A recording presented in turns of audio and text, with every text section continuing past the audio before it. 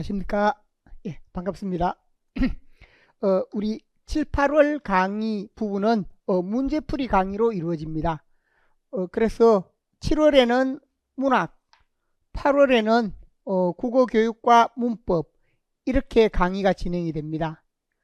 원래 우리 강의는 수요일 어제 강의를 진행해야 했는데 저한테 개인적인 좀 문제가 생겨서 우리 작은아버지가 돌아가셔서 제가 거기에 간다고 이렇게 하루를 빠뜨리게 되었습니다. 그래서 이번 주에 그래도 시작을 해야 되기 때문에 오늘 목요일 강의를 진행하는 형태로 하도록 하고 그래서 오늘은 원래 강의가 우리 강의 자체가 보면 수요일 날 항상 매주 그렇습니다. 매주 수요일 그 다음에 목요일 이렇게 강의가 이어지는데 수요일은 9시 반에 시작을 해서 대체로 16시 20분 정도까지 이렇게 문제풀이 강의가 이어집니다. 그래서 문제집에 따라서 문제풀이 강의가 이루어지고 그 다음에 16시 30분부터 시작해서 17시 20분 정도까지 이때는 답안 작성 특강으로 모의시험 형태로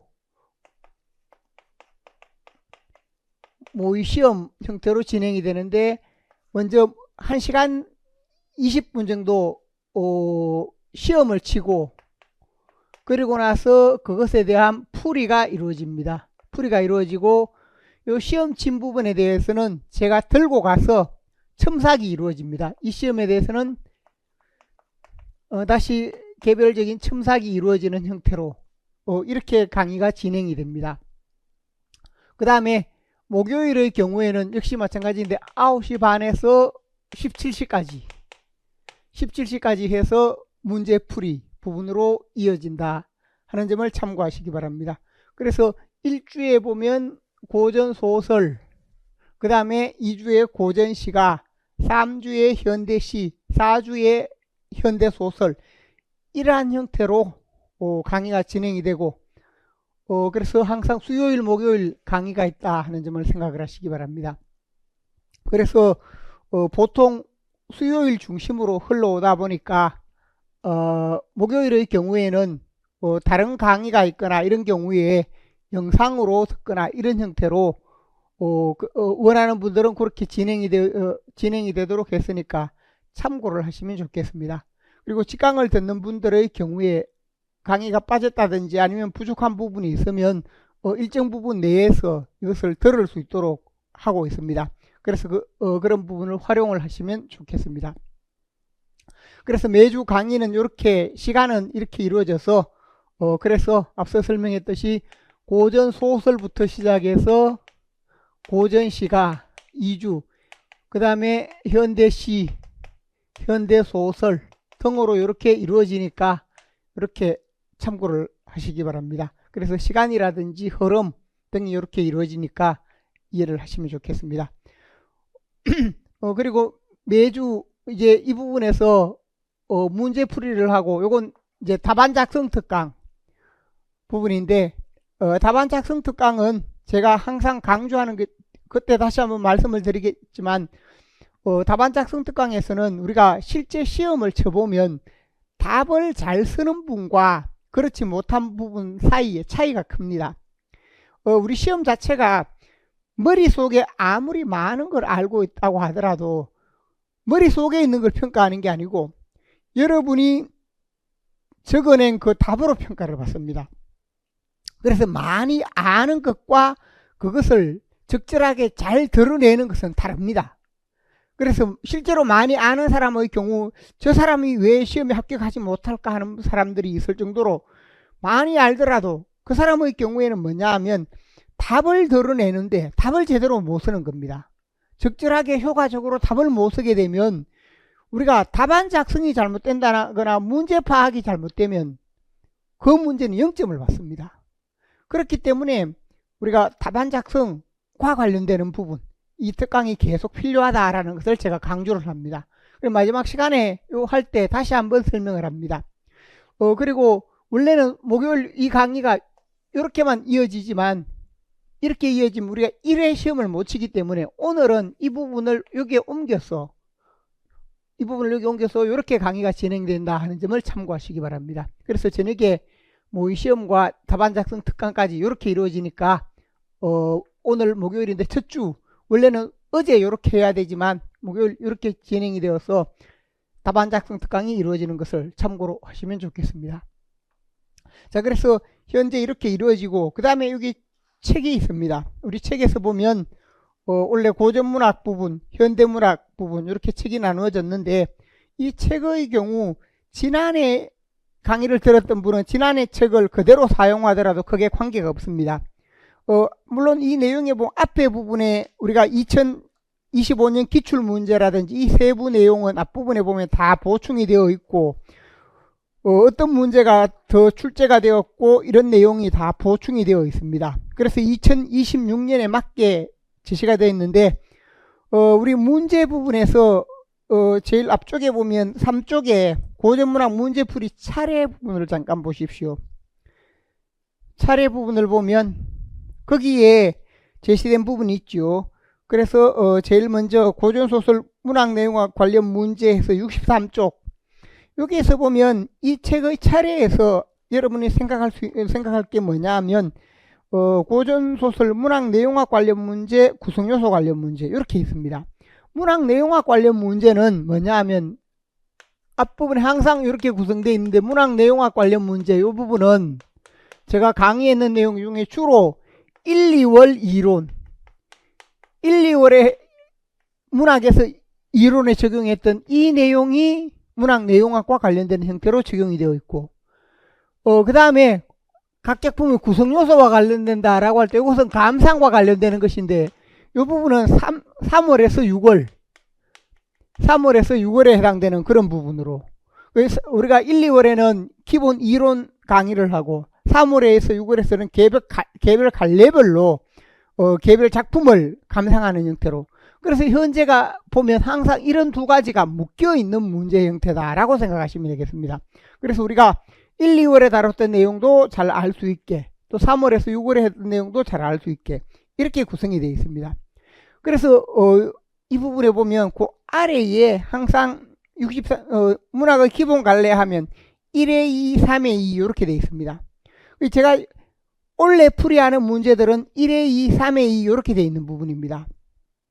문제가 이 부분 책에 훨씬 많습니다. 그래서 우리가 이 부분에 있는 문제들을 그래서 지난해 영상 강의도 열어놓을 텐데 2025년 강의 부분도 열려 있는데 2025년 강의에서 다룬 내용이 있습니다. 이걸 우리가 B라고 한다면 2026년에 다루는 강의는 A이다 라고 생각하시면 됩니다. 2024년에 제가 보완을 하면서 A를 다루었고 2025년에 B, 2026년에 다시 A 이렇게 강의가 이어진다는 겁니다. 그래서 여러분이 이 부분에 해당되는 강의도 들어야 한다 하는 점을 생각을 하시기 바랍니다.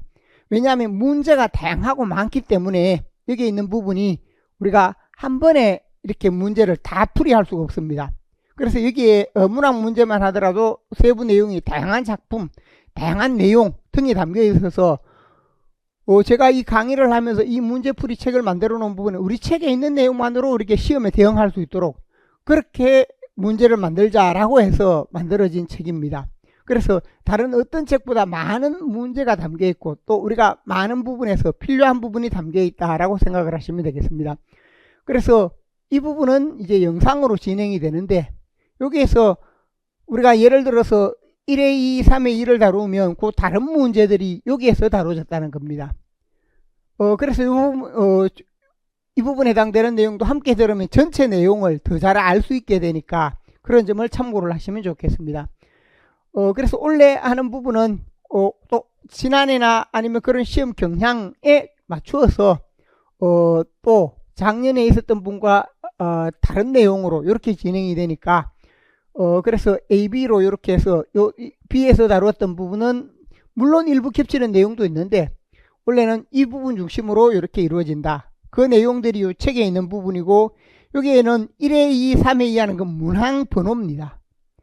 63쪽 부분에 기본 관례하면 63쪽에서 1의 2, 3의 2 이런 식으로 이게 차례 부분으로 전체 이렇게 문제를 풀이를 해가겠다라는 그런 의미가 담겨 있습니다. 그 다음에 예를 들면 문학활동이다 할 때 소통과 담화하면 그것은 67페이지부터 이어지는데 2번, 5번, 6번, 7번 이런 문제를 풀이하겠다라는 의미입니다. 그래서 책 부분이 뒤에 고전소설도 그렇고 그 다음 페이지에 뭐 고전시가 마찬가지입니다. 고전시가도 항상 문학 내용학 관련 문제와 시가 구성요소 관련 문제 그렇게 돼 있고 그 다음에 현대시, 현대소설도 이 구성은 똑같습니다. 이 구성은 똑같아서 항상 앞에 나온 문학 내용학이다 라고 할 때 문학 내용학 관련되는 것은 1, 2월 강의에서 우리 책 문학 내용학 책이 있습니다.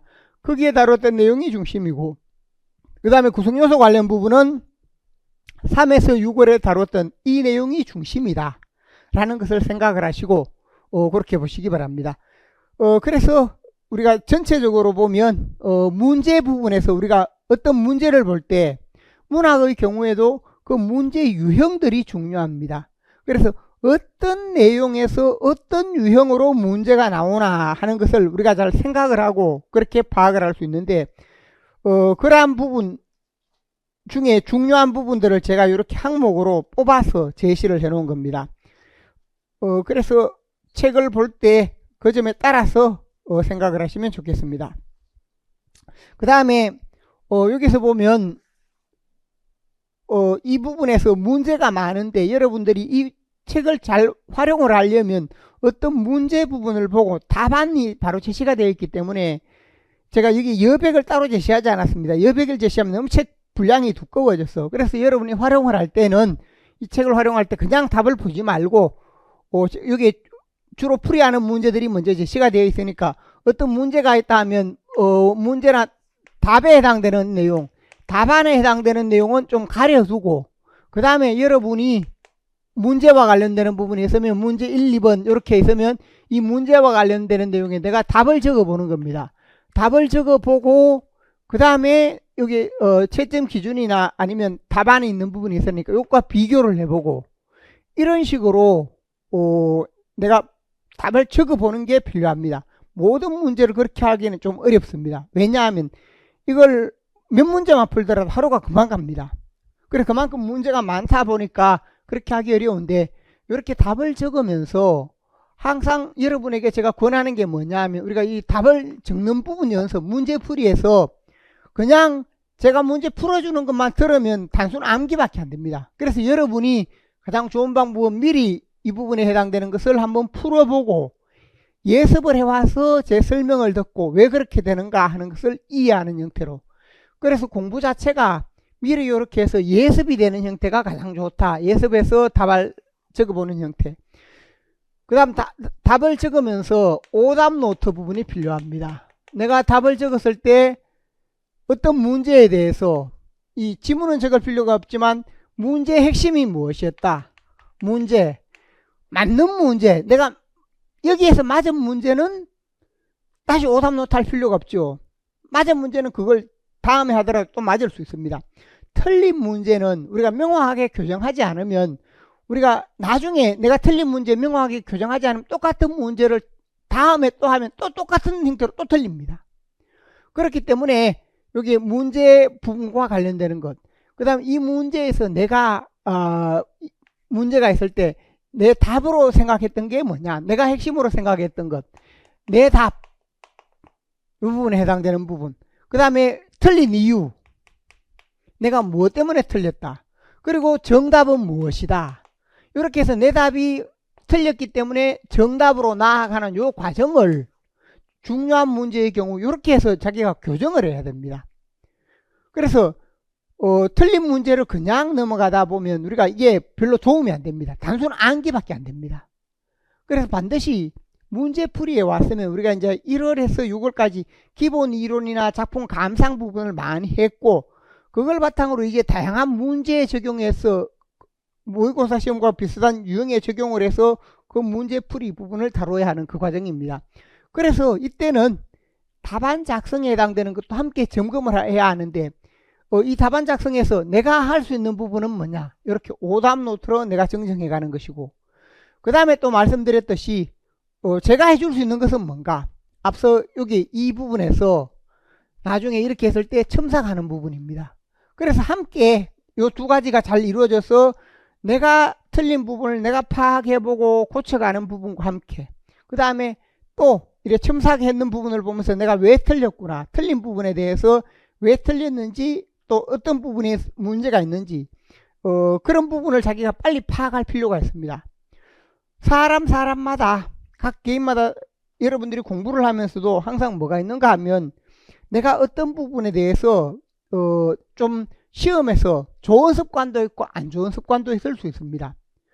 그래서 좀 성격이 급하거나 이런 사람, 우리가 예를 들어서 여러분이 보면 시험 치고 나서 내가 어떤 단어를 잘못 읽었다, 적절하지 않은 것이 있는데 적절한 것으로 이렇게 읽는다든지, 혹은 그 반대의 경우라든지, 또는 조건에서 자료에서 찾아보고 읽으라는 것인데 찾아서 제시하라는 것인데 찾지 않고 내가 그냥 제시한다든지, 이런 식으로 해서 실제로는 우리가 알고 있는 내용인데도 문제를 잘못 읽어서 틀리는 경우도 많습니다. 그래서 이걸 시험을 치고 나서 땅을 치고 후회하고 그렇죠.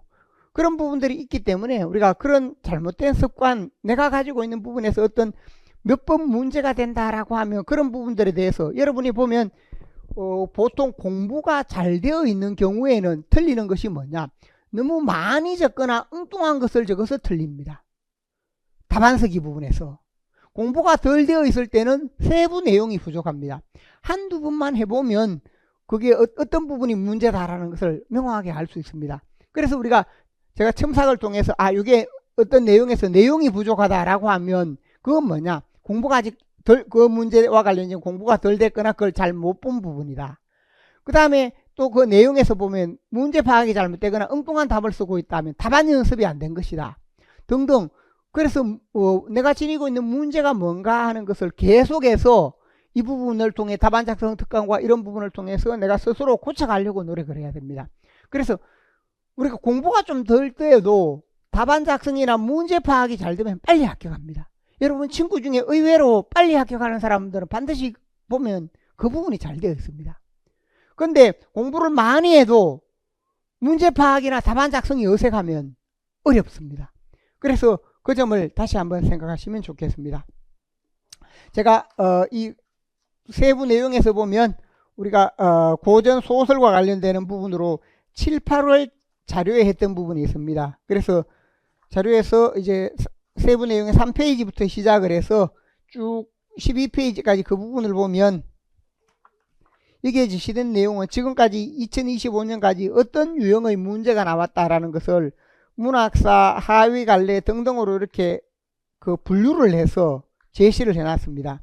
그래서 그걸 참고를 하시면 되겠고, 13페이지에 보면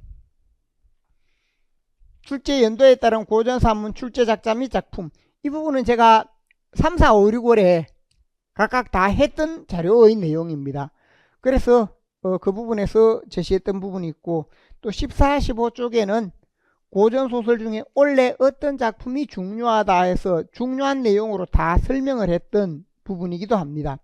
그 부분이 17쪽까지 제시가 되었고, 그 다음에 우리가 고전소설 하위 유형이라고 해서 18, 19쪽에 보면 하위 유형에서 그 기본 개념인데, 의인체 소설, 애정전기소설, 고전소설을 우리가 분류를 할 때 현대문학에서도 모더니즘이다, 사실주의 소설이다, 인생파다 해서 유파가 있다면, 고전소설 부분에서는 의인체, 애정전기소설, 환문구조소설, 영웅소설 이런 부분으로 다 제시가 되어 있습니다. 그래서 그 부분이 기본 내용에 해당되는 부분이 있고, 그 최근에 이제 애정전기소설 바탕으로 문제가 많이 나왔죠. 주인공이 제자 가인, 이게 이전에도 최근에 문제가 나왔습니다. 주인공이 제자 가인이다 하면 제자 가인은 뭡니까? 뛰어난 남성과 아름다운 여성이다. 이건 요즘도 똑같습니다. 우리가 텔레비전 드라마를 보거나 영화를 보면 항상 주인공은 뭡니까? 뛰어난 잘생기고 뛰어난 남성과 아름다운 여성, 이런 부분이 결합되는 것은 우리가 보면 그 부분에 공감을 하고, 또 대리만족을 위해서는 늘 그런 부분이 이루어집니다. 그래 주인공이 제자 가인이다. 그때나 지금이나 똑같은 부분이고, 또 화려하고 아름다운 문체, 낭만적인 내용, 그 다음에 낭만적이면서 기이하다. 기라고 할 때 기자가 전기에서 기자가 기이할 기자입니다. 그래서 이렇게 제시되는 부분으로 내용이 있고, 다른 갈래도 마찬가지입니다. 설화에서 어떤 부분이 있었고 그게 소설로 어떻게 이어진다. 설화에서 소설로 이어지는 흐름을 여기에 다 제시를 해놨습니다. 그래서 이런 부분들을 제가 강의할 때 다 설명을 했던 내용입니다. 그 다음에 남성 영웅, 여성 영웅 소설에 해당되는 부분, 그 다음에 판소리계 소설이나 연암 소설의 사회문화적 배경, 사회문화적 배경은 뭐냐? 시대 배경입니다. 그러한 부분이 21쪽에 보면 세부 내용으로 사회문화적 배경에 해당되는 부분들이 제시가 되어 있습니다. 이것도 역시 기억을 하고 있으면, 사회문화적 배경은 우리가 그 작품이 어떤 현실을 담고 있는가, 반영론적 입장에서 어떤 현실을 담고 있는가 할 때 이런 내용과 연관이 있다라는 것을 생각을 할 수 있습니다. 그래서 예를 들면 심청전이다 라고 할 때 거기에 21쪽에 심청전 하면 상공업의 발달이다. 심청전이 상공업의 발달과 무슨 관계가 있느냐라고 생각할 수 있는데, 우리가 심청을 매매한 사람이 누굽니까? 장사꾼들입니다. 그래 장사꾼이 이익을 더 남기기 위한 활동 중의 일부다. 그래서 상공업이 발달했다는 겁니다. 상업이 발달했다. 매매하고 상업이 발달했다. 이런 부분이 심청이 인당수에 빠지는 그 장면에 관련이 있는 내용입니다. 우리가 얼핏 보면 거기에 무슨 현실적 시대적 배경이 있지라고 할 수 있는데, 그러한 부분을 우리가 생각을 할 수 있다는 겁니다. 그래서 공통적인 부분과 함께 개별 작품에 있는 내용, 이런 부분이 있었고, 22, 23쪽에는 중요 작품 중에, 작품에서도 우리가 보면 시험에 잘 나오는 중요 부분이 있습니다. 그 중요 부분이 있어서 춘향전, 토끼전, 옹길동전, 허생전, 이런 게 중요 부분마다 어떤 의미들이 있어서 그 중요 부분과 관련되는 내용으로 제시가 되어 있습니다. 그리고 이것은 우리가 이전에 3, 4, 5, 6월에 강의를 할 때 제시했는 부분이 되겠습니다. 그 다음에 24쪽부터는 고전 시가와 관련되는 부분이 또 시가와 관련되는 부분이 또 그렇게 제시가 되어 있습니다. 이 부분을 참고하시고, 31쪽에 보면 2022 개정문학교육과정, 개정문학교육과정은 이제 아직까지 문학개정교육과정이 처음 들어가기 때문에 제가 이 부분을 지난해 하면서 간단하게 설명을 했던 부분이 있습니다. 우선 지난해 강의에서 여러분이 보시면 되겠습니다. 자, 그럼 구체적 문제로 들어가서 여기서 보면 63쪽 부분이 있습니다. 63쪽 부분인데, 고전소설 문학 일반에서 국문학 일반 관련 문제 부분이 있습니다. 이렇게 제시가 되어 있는데, 여기에서 보듯이 여기 63쪽에 있는 부분, 이 문제는 고전시가와 고전소설 이렇게 함께 묶여질 때 비슷한 내용인데 갈래로 묶여질 수 있고, 이 내용은 고전시가 부분에서도 264쪽에 보면 시가 부분에서도 마찬가지입니다. 거기에서 제시가 되어 있는데, 그 세부 내용에 보면 문제 부분에서 문학의 기본 갈래, 가의 경우에는 정업사와 같은 경우 서정갈래, 나에서 동명왕편 하면 요건 서사입니다. 서사갈래로서 이것은 원래 사건 이야기에 해당되는 것인데, 여기에 해당되는 것은 그걸 운문으로 이렇게 표현이 되어 있을 뿐. 그러니까 이 나의 동명왕편은 소설과 같은 기능입니다. 그래서 그 문제 부분이 제시가 되었다 하는 점을 참고를 하시면 되겠습니다. 그래서 뒷부분에 보면 5번 부분에 또 제시가 되어 있는 부분이, 5번의 경우 가의 경우는 시조, 서정갈래, 나의 경우에는 소설, 이렇게 세부 내용이 제시가 되어 있습니다. 그래서 우리가 가장 기본적으로 보면 고전에서는 서정갈래와 서사갈래, 이게 가장 기본이 된다 하는 점을 생각을 할 수 있습니다. 그래서 우리가 문학에서 서정갈래라고 했을 때 그 부분은 서정갈래, 그 다음에 서사갈래 이렇게 이루어지는데, 우리가 서정갈래라고 했을 때 서정갈래 속에 넓은 의미의 서정 속에 해당되는 게 고대가요, 향가, 그 다음에 고려소교, 시조 등등 고대가요나 향가, 고려소교, 시조 등으로 이어지는 이런 부분이 대체로 서정에 해당됩니다. 그 다음에 서사갈래다라고 했을 때 서사갈래의 경우 우리가 보면 신화, 전설, 민담, 고전소설, 고전소설의 다양한 유형이 있습니다. 고전소설 이런 식으로 해서 신화, 전설, 민담 여기 보면 포함되면 가전의 형태라든지 이런 부분도 일부 서사 혹은 교술에 포함이 되는데 이러한 부분이다 해서 서정과 서사 이렇게 나누어지는데 여기 중간쯤에 여기쯤에 위치하는 이런 부분이 뭐가 있습니까? 이 부분이 서사시가 있다는 겁니다. 서사시.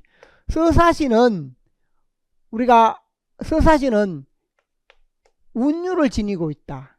행이 나누어지고 운율을 지니고 있는 이런 부분은 운율이나 행 나누어지는 부분은 서정과 유사하다는 겁니다. 그러나 내용 자체가 뭐냐? 사건이다. 사건이고 이야기이다 하는 것. 이런 부분은 뭐냐? 서사와 유사한 부분이 바로 이것이다 라고 할 수 있습니다. 그래서 우리가 서사갈래 하면 그 내용 자체로 보면 형식으로는 즉 예를 들면 우리가 홍길동전 하면 여기에 해당되죠. 홍길동전과 같은 그런 이야기를 뭐냐? 이런 운문 형태로 해놨다. 또 우리가 주몽신화와 같은 그런 내용을 시로 운율이 있는 형태로 그렇게 제시해 놨다. 그래서 우리가 서정갈래 서사갈래 할 때 이걸 먼저 생각해 볼 필요가 있다. 그럼 서정갈래는 기본적으로 우리가 조동일 교수 의견에 의하면 뭡니까? 작품 외적 세계의 개입이 없는 세계의 자아화 이렇게 했고, 서사갈래는 작품 외적 자아의 개입이 있는 자아와 세계의 대결 이렇게 제시가 되어 있습니다. 그러니까 작품 외적 세계의 개입이 없다라고 할 때 이 작품 외적 세계는 뭔가? 작품 외적 세계는 실제 현실,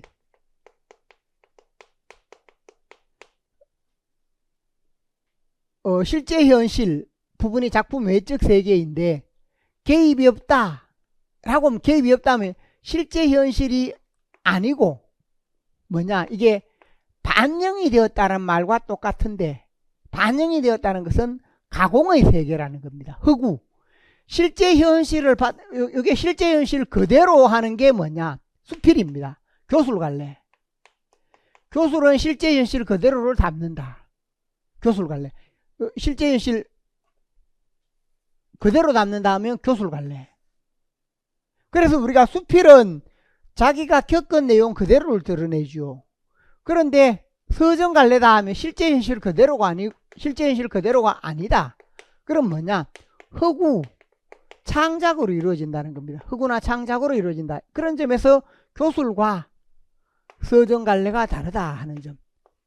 그 다음에 그래서 작품 외적 세계의 개입이 없다라고 할 때 이것은 실제 현실 그대로가 아니라는 것이고, 세계의 자아화하는 것이 있습니다. 모든 문학 작품 속에는, 모든 문학 작품에는 세계가 있고 자아가 있습니다. 문학 작품 속에. 그래서 우리가 실제 현실로 제시할 때 실제 현실에서 우리가 작자가 있고, 그 다음에 독자가 있고, 작품 내용이 있고, 이 작품 내용을 지은 실제 현실 세계, 작자 세계, 독자, 이것은 작자와 독자가 실제 살아가는 세계, 이걸 뭐라고 하는가 하면 작품 외적 세계라고 합니다. 작품 외적 세계. 그런데 우리가 작자가 이제 그럼 뭐냐, 작자가 이걸 만들어 놓은 내용, 이 부분 속에서도 뭐가 있는가? 이 부분 속에서도 자아와 세계가 있습니다. 그래서 자아와 세계가 있어서 여기서 보면 작자나 독자 부분이 있었는데 이 작품 속에서도 인물과 환경, 인물과 세계라고 했을 때 인물이 살아가는 환경이 있습니다. 그래서 예를 들면 이 부분은 작품 내용인데 작자가 이거 만든 겁니다. 가공의 세계 속에 있는 인물과 그 세계가 뭐냐? 그게 작품 내적 자아와 작품 내적 세계입니다. 그런데 여기서는 뭐라고 했습니까? 세계의 자아화다 할 때 여기서는 세계 부분이 인물, 자아라는 것은 인물 생각하면 됩니다. 자아라고 했을 때 시가나 시에서는 자아가 뭐냐? 시적 화자. 소설 속에서는 주인공. 그래서 여기 보면 시에서는 시적 화자와 세계, 시적 화자가 어떤 사회 상황 속에 있는가?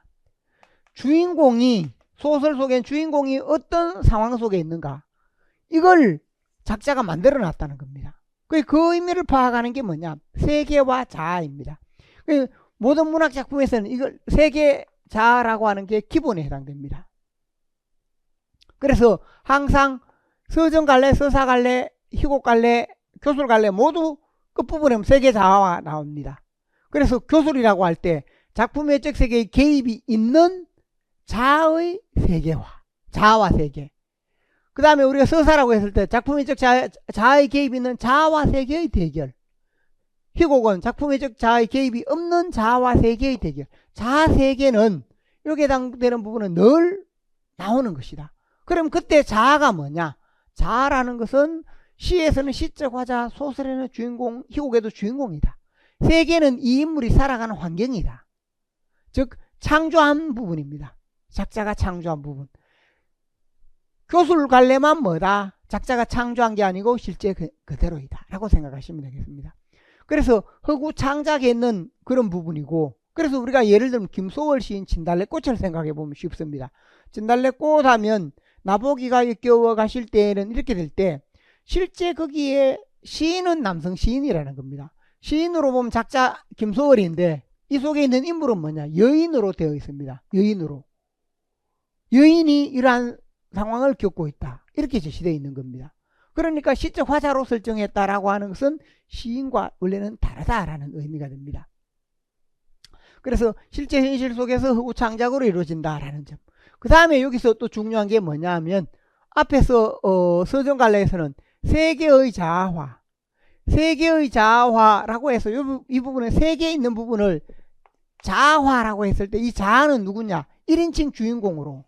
시에서는 나가 1인칭으로 볼 수 있습니다. 1인칭 나가 나온다.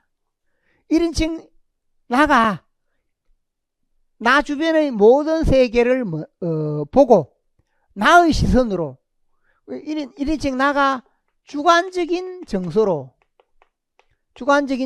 드러낸다 라고 할 수 있습니다.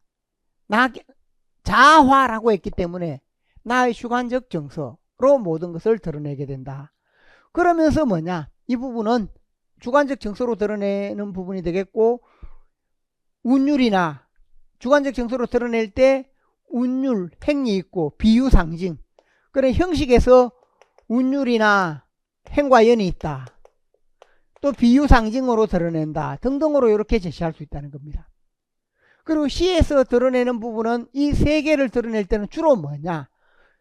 시에서 세계는 화자의 어떤 화자의 상황이나 장면, 특정 장면, 상황이나 특정 장면에서 느끼는 주관적 정서, 이렇게 설명을 할 수 있습니다.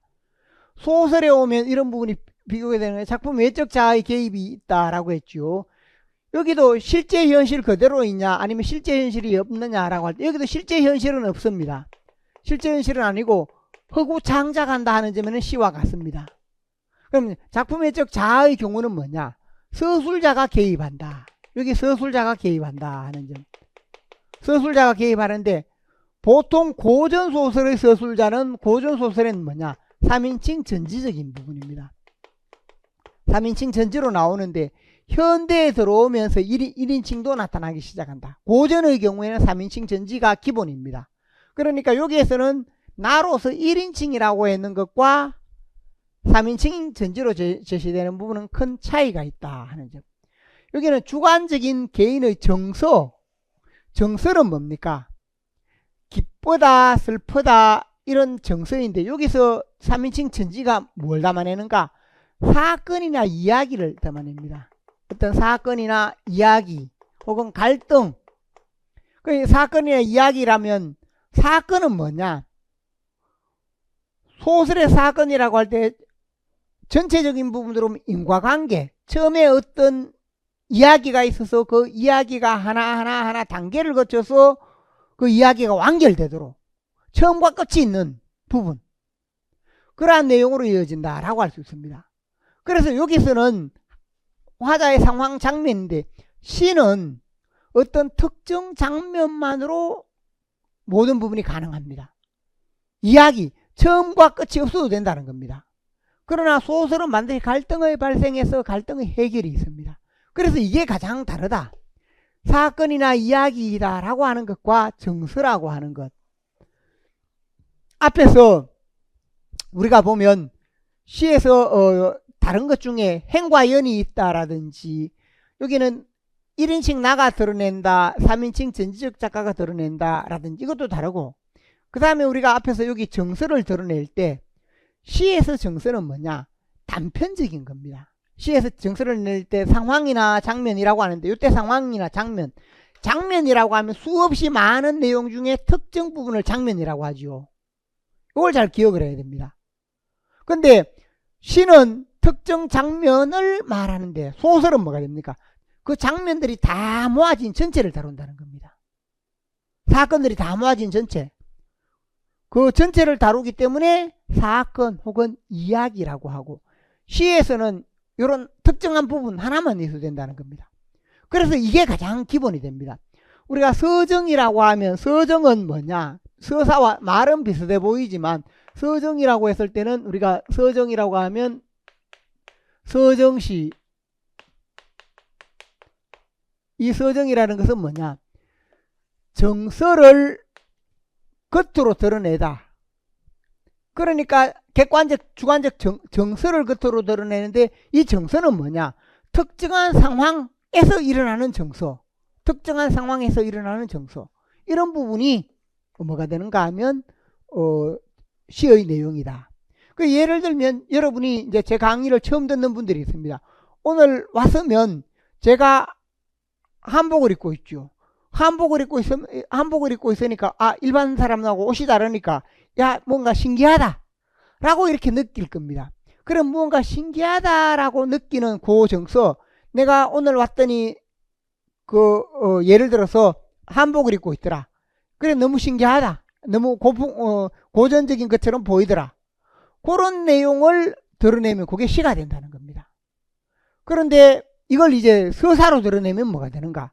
서사로 드러내면 기본적으로 여러분은 이제 관찰자가 돼서 오늘 내가 왔더니 최병혜라는 인물이 있었다. 그 인물이 한복을 입고 있는데 그 인물이 왜 한복을 입게 되었을까? 어떻게 자라왔고 어떤 내용을 통해 한복을 입고 있더라. 그래서 한복을 입게 된 그 사연이라 그 내용에 해당되는 걸 처음부터 끝까지 쭉 드러내면 그런 부분이 뭐가 된다는 겁니까? 그게 소설이 된다는 겁니다. 그래서 어떤 부분에서 여기서 특정한 장면 위주로 제시되는 것과 여기는 전체적인 사건 이야기. 그래서 여기 서사라고 했을 때 서사는 뭐라고 했습니까? 서사는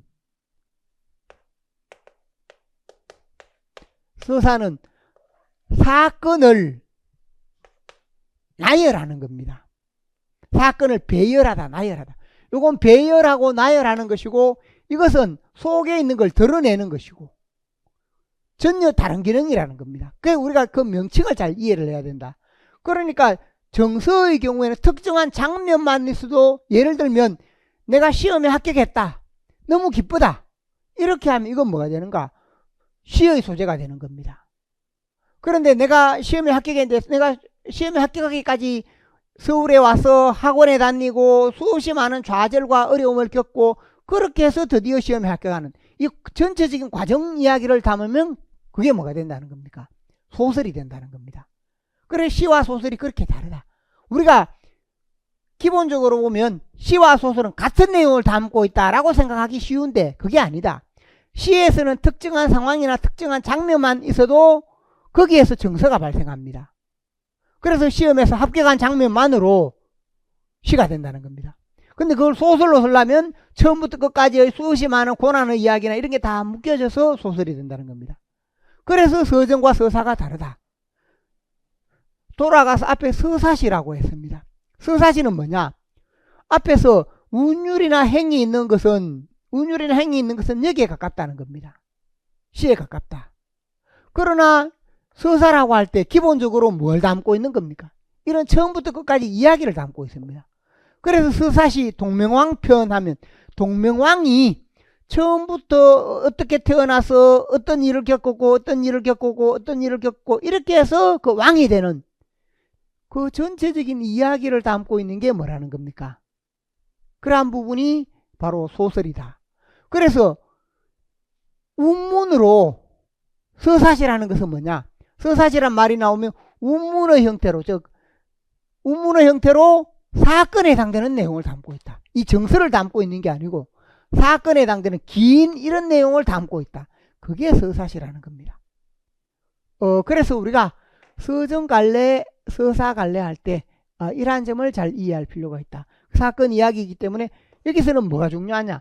사건의 배열에 해당되는 게 중요하다. 처음과 끝. 그러니까 이게 배열은 갈등의 발생에서 갈등이나 문제 발생에서 해결까지 전 과정을 담고 있는 것. 이런 부분이 서사갈래라는 겁니다. 그래서 한 장면을 담고 있는가? 그렇지 않으면 이 전체적인 내용을 담는가? 이게 우리가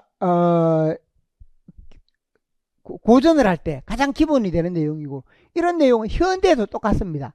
현대 부분에서도 서정과 서사라고 할 때 이게 기본 원리가 됩니다. 자, 그래서 여기에 있는 부분 중에 우리가 고전에서는 주로 서정과 서사 이 위주로 나오기 때문에 그렇게 생각하시면 좋겠습니다.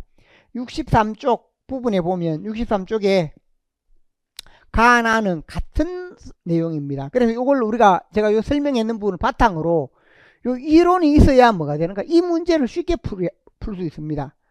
그래서 가의 경우 나의 경우 부분에 보면 가의 경우 가노라 삼각사나 다시 보자 한강수야 고국산천을 떠나고자 하랴마는 시절이 하수상하니 올똥말똥하여라.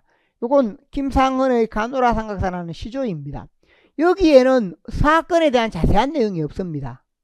그런데 이 부분은 우리가 알기로 어떤 내용입니까?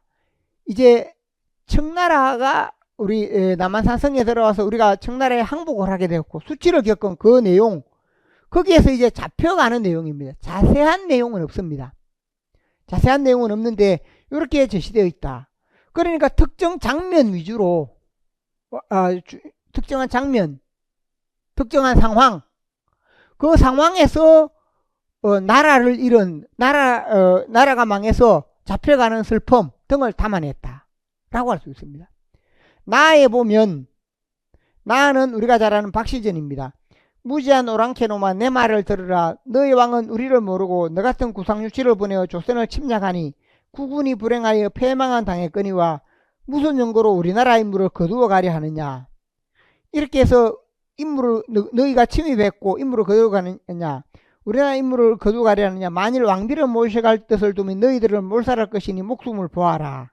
그 왕비도 데리고 가려고 했는데 못 데리고 간다. 하거늘 오랑캐 장수가 너희 말이 호락호락하도다.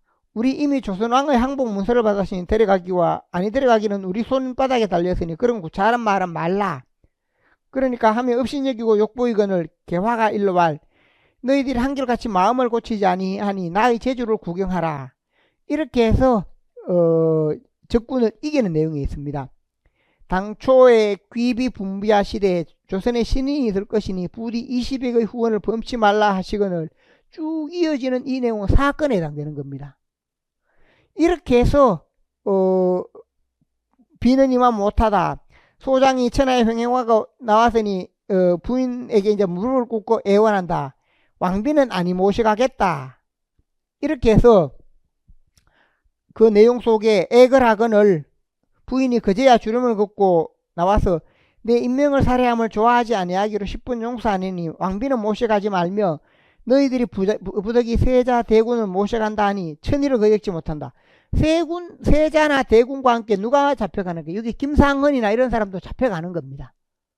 그러니까 이 내용 속에 세자 대군을 모시고 간다, 잡혀간다라고 할 때 여기는 그 부분에서 앞에 있었던 내력이 다 나와 있습니다. 그런데 앞에서는 뭐가 되어 있습니까? 고국산천을 떠나고자 한다. 요 하나로 되어 있는 겁니다. 그 특정한 하나의 장면으로 뭐냐 그 정서를 다 드러내는데 소설은 전체적인 내용 속에 구체적으로 그리고 자세하게 이렇게 설명이 돼야 된다는 겁니다. 그래서 이것은 같은 내용인데 시에서 드러내는 것과 소설에서 드러내는 게 전혀 다르다.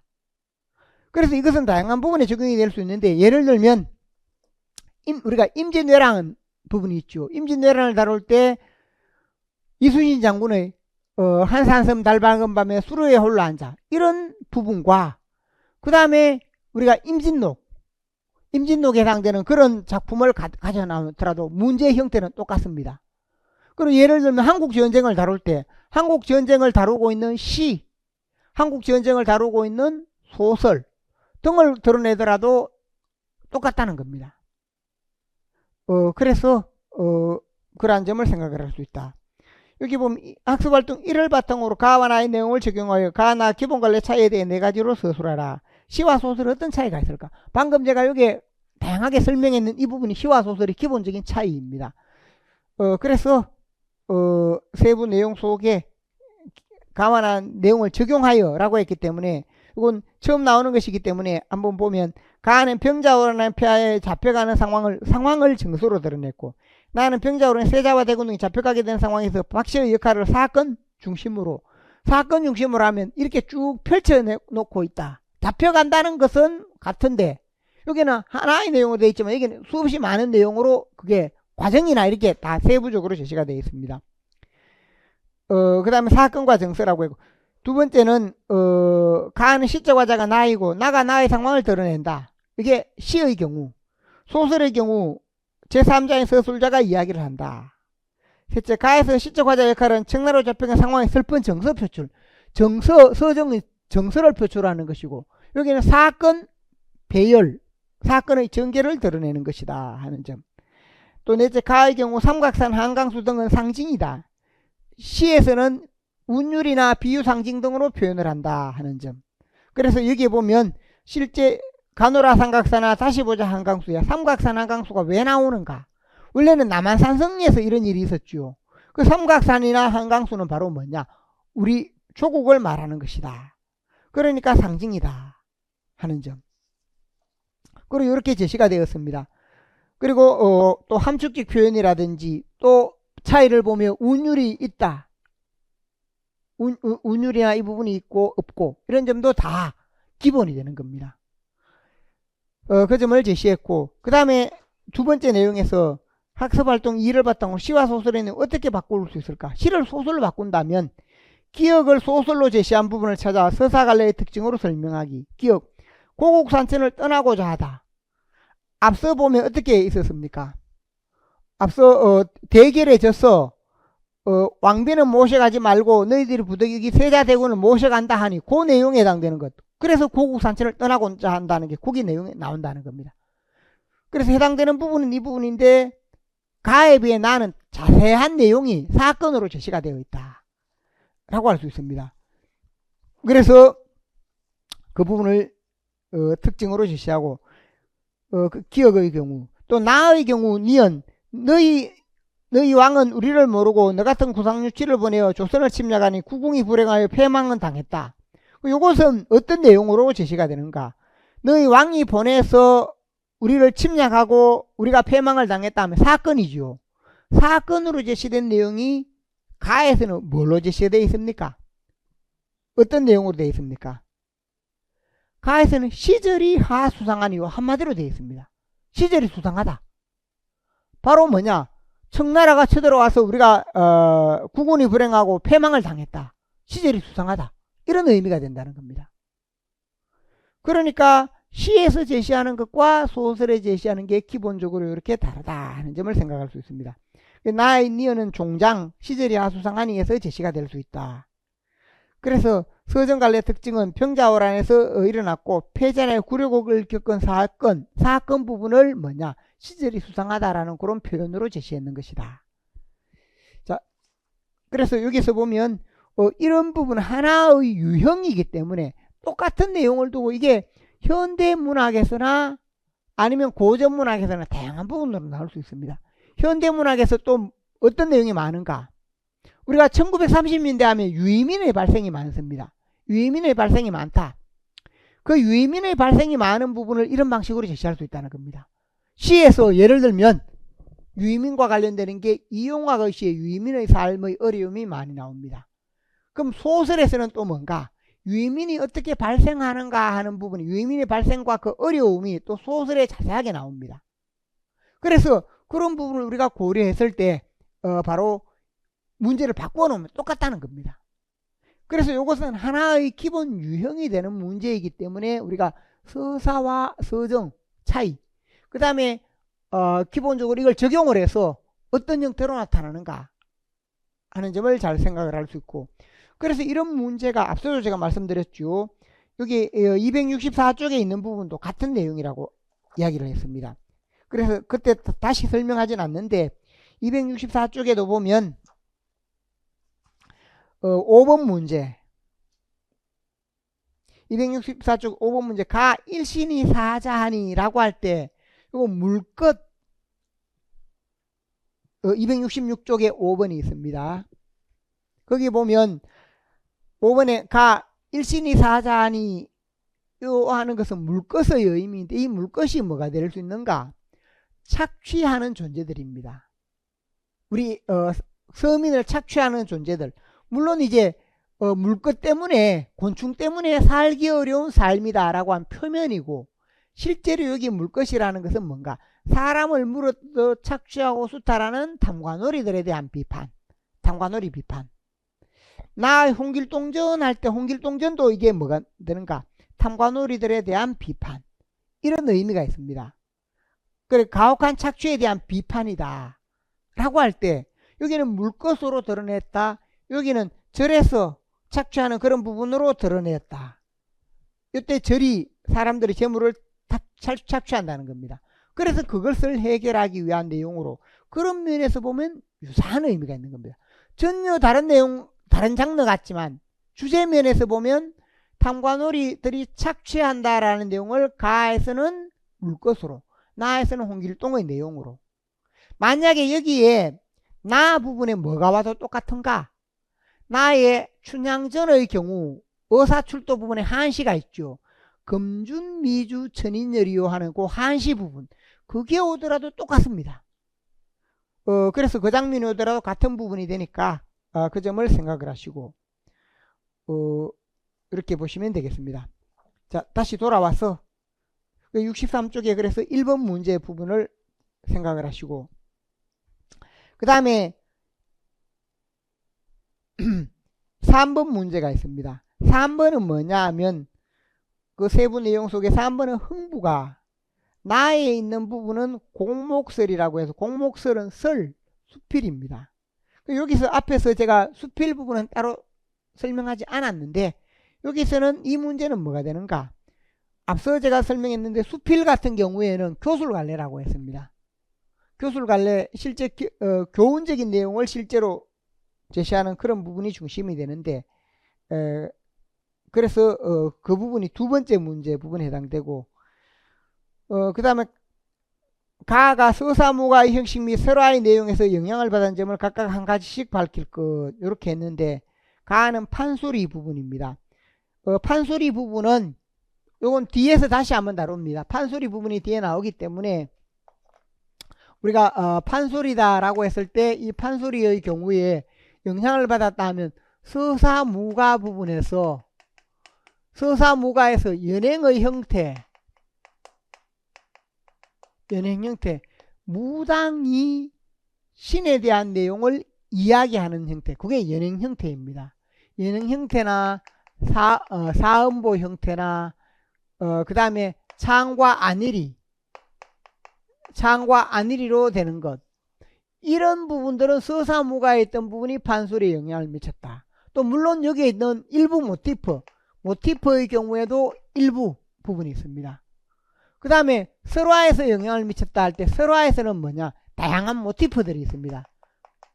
다양한 모티프가 있다 해서 모티프, 이 화소, 이야기에 해당되는 모티프라고 할 때 화소에 해당되는 것이 설화에 있던 화소들이 판소리로 이어지고 있다라고 설명할 수 있습니다. 그래서 판소리로 이어지는 부분의 연행 형태라든지 이런 부분 서사무가, 여기 있는 부분은 설화, 이렇게 이어진다. 그걸 첫 번째 설명하는 부분이 되겠습니다. 창과 안일이 광대가 놀부 이야기를 전하는 구조, 단어와 문장의 반복 등등 이런 부분. 그 다음에 화소에 해당되는 것. 내용 속에 보면 은혜를 입은 동물이 보온하는 이야기, 민담에서 보면 뭐 보온담과 유사하다. 화소. 놀부가 흥부를 모방하는 모방담의 구조, 이런 부분도 유사하다라는 의미가 됩니다. 그래서 이것은 뒤에 다시 한번 나옵니다.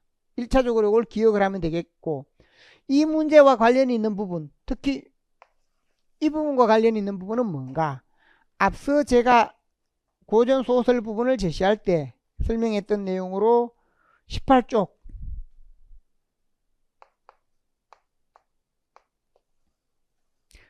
부분인데, 여기 답이 되는 내용에 은혜를 입은 동물이 보온하는 이야기, 민담의 보온담, 모방담, 이런 부분들이 있죠.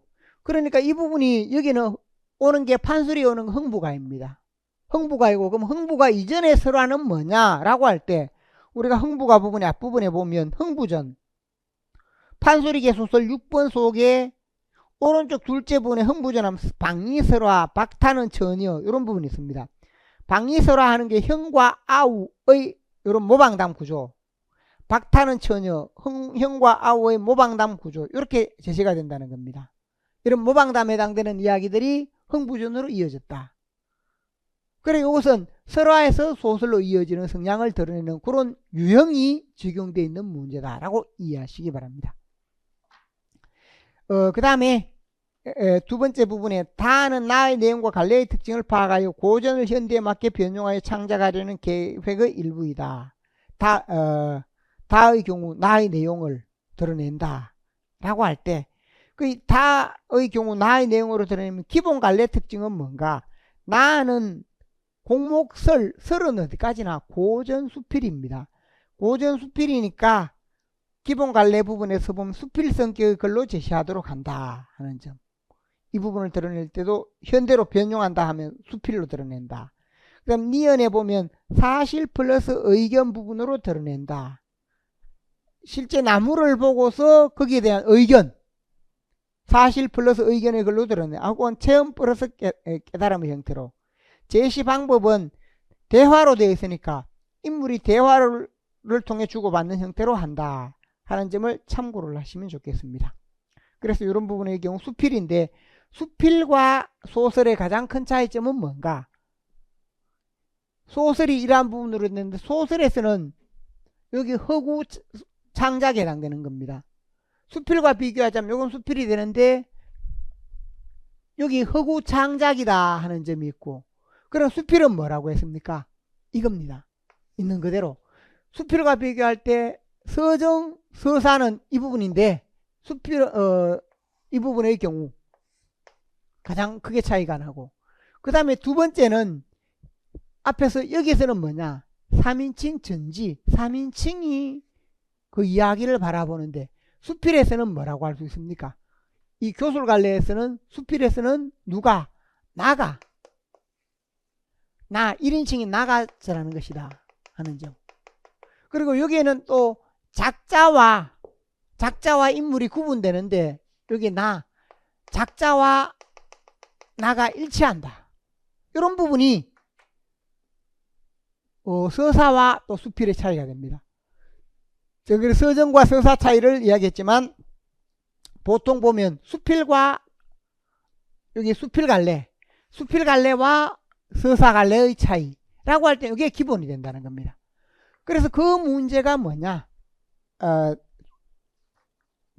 이제 앞서 보듯이 266쪽에 다시 한번 보면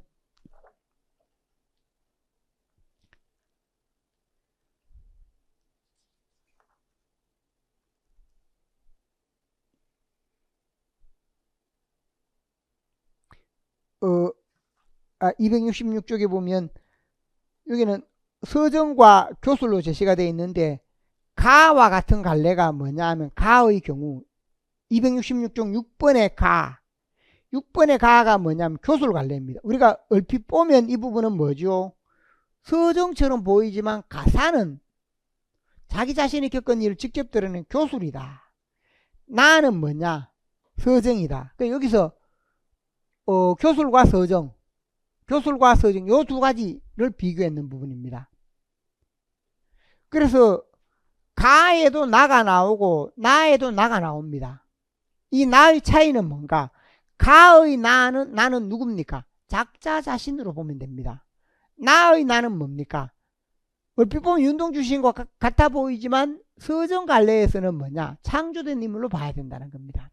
그래서 그 사회문화적 차이와 갈래의 차이. 그래서 그 답 속에 가는 교술갈래이고 교술갈래는 실제 있었던 작자가 실제 있었던 일을 기록하여 교훈이나 감동을 드러내는 갈래. 가의 경우 박일로가 실존인물이면서 작품 속에 나는 작자로 볼 수 있다.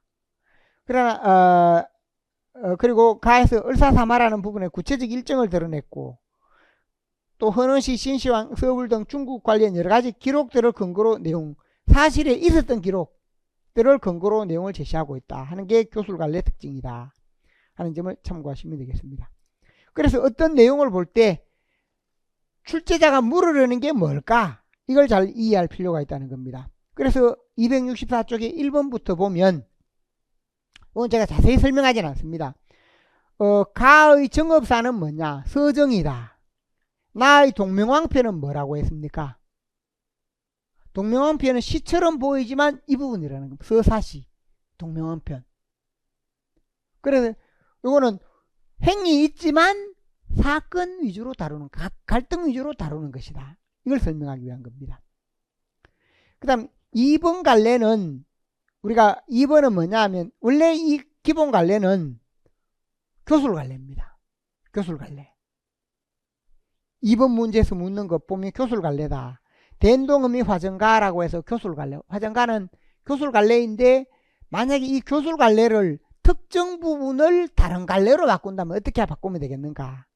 세부 내용에 첫째 난구는 추천해 죽고 둘째 난구는 괴질해 죽고 셋째 난구는 물에 죽고 넷째 난구는 풀에 죽었다.